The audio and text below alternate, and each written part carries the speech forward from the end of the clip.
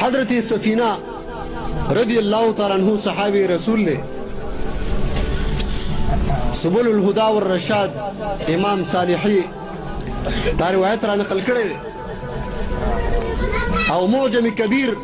امام تبرانی پا 1650 نمبر صفحہ کی دا حدیث را نقل کرے دے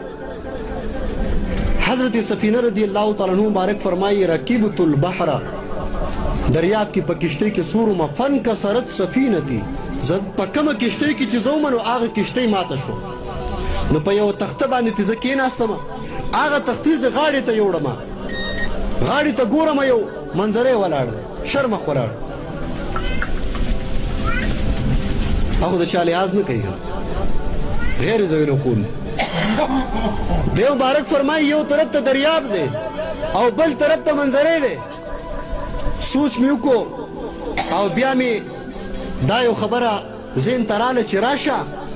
دی زناور ته د هغه چا وسیله ورکړه او د هغه چا نوم ورته یاد کا چې هغه په خپله باندې فرمایي چې ما په دنیا کې هر یو څیز پیژنې نو نن دې سیستم هغه ذات یاد کا نو هغه منظرې ته دی ورته فرمایي وایي چې خبردار یا ابا الحارث انا مولا رسول الله زه ګورې د رسول الله غلام یم ای منظریه خبردار زه د رسول الله غلام یم چې څنګه دا خبره منظرې ته وکړه حدیث الفاظ دا دي چې فتوع رأسه وغمزه بمنکبه وایي هغه منظرې چې وو چې څنګه د نبي علیه صلات وسلام دا نوم یې واورېده نو سر یې ښکته کړو ما ته یې لاره خوشې کړه چې تا ته هره لاره کوله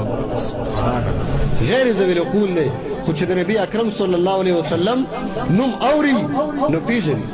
ځکه نبي علیه السلام فرمایي هر څیز ما پیژني هر یو څیز مې پیژني دغه رنګ یو روایت په د یو لیوني سپي باره کې هم دی سبل الهدى والرشاد کې دا نقل دی په دقه 501 نمبر صفحه باندې نقل باب یې پې قایم کړی دی یو ذمي کافر دی ذمي کافر دی ذمي کافر دی ته ویلی شي چې د مسلمانانو په ملک کې اوسیږي او مسلمان نه وي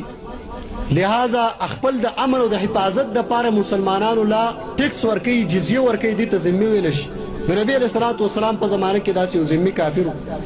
په دې کافر پسې لیونی سپی ورپسې شو دی مخکې د یو لیونی سپی ورپسې دی لیونی سپی یو سپی بیا چا ساتلی یو لیونی سپی چې خپل مالک هم نه پېژني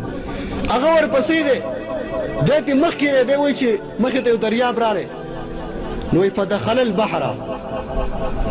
دغه ذمي کافر شو دی دغه ته داخل شو دریاب ته ټوپ او چې سپي ته یې وکتو نو ینتظرو قائما ینتظرهو هغه ولاړو د ده انتظار یې کوو چې ته به راوځې که نه د دریاب بهر ورته ولاړ لیونی سپی ده چې وکتو چې بله لار خو نشته نو هغه سپي ته وایي چې یا کلبو ای سپیه خبردار انا فی ذمت رسول الله خبردار کوله زه د رسول الله صلی الله علیه وسلم په ذموارۍ کې مې مال امن رسول الله را کړی دی چې کله دا خبره وکړه نو هغه سپي ورته لاره خوشې کړه چې تا له رسول الله حفاظت درکړی دی د دنیا یو څیز هم نشته چې تا ته نقصان ورسوي تا ته هره لاره کولاوه